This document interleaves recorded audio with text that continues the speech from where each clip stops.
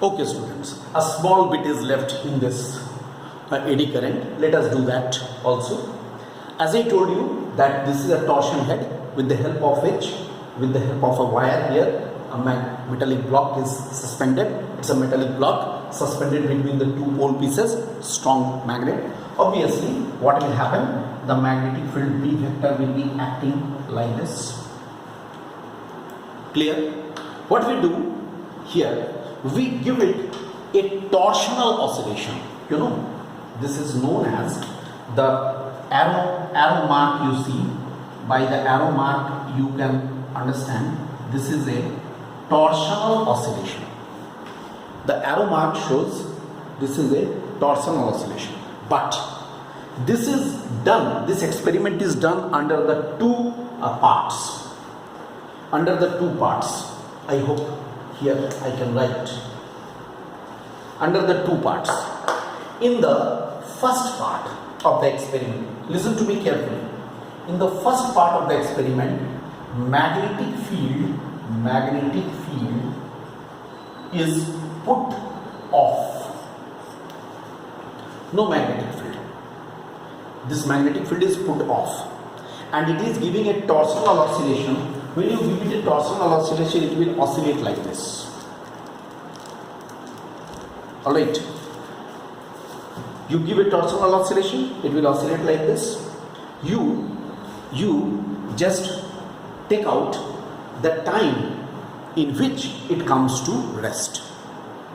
You note down the time in which it comes to rest. Which one? This block is coming to rest.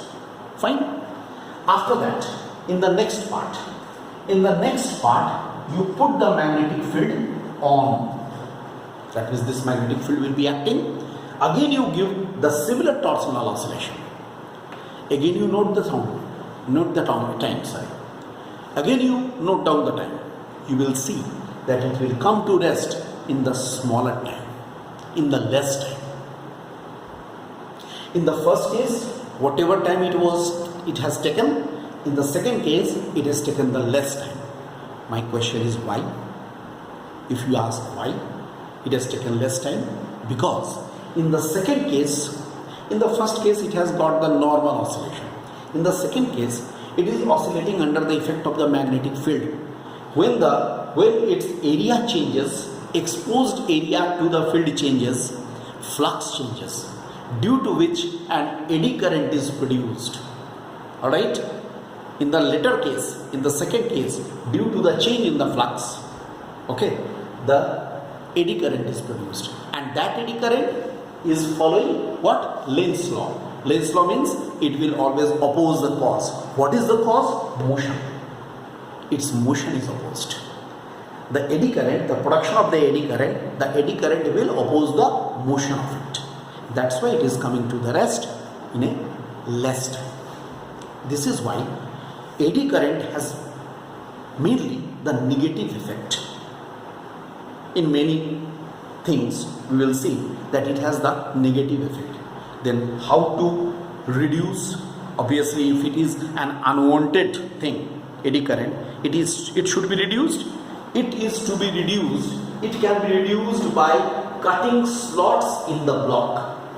Look, suppose the eddy current is here produced in this direction. Okay.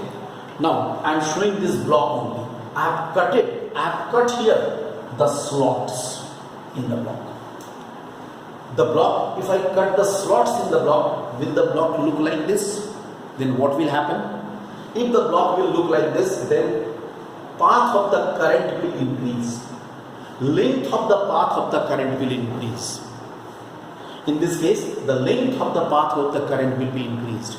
That's why if the length of the path of the current will increase, that means the resistance of the path will be increased. This is why the current will be decreased. Understood? This is the way how to reduce eddy current. So reducing eddy current is done by means of this way. This is the way how we can reduce the eddy current. By cutting the slots. By cutting the slots, we are increasing the length of the path of the current. That's why the resistance is increasing, so current is decreasing. I think up to this mark today is sufficient. All right.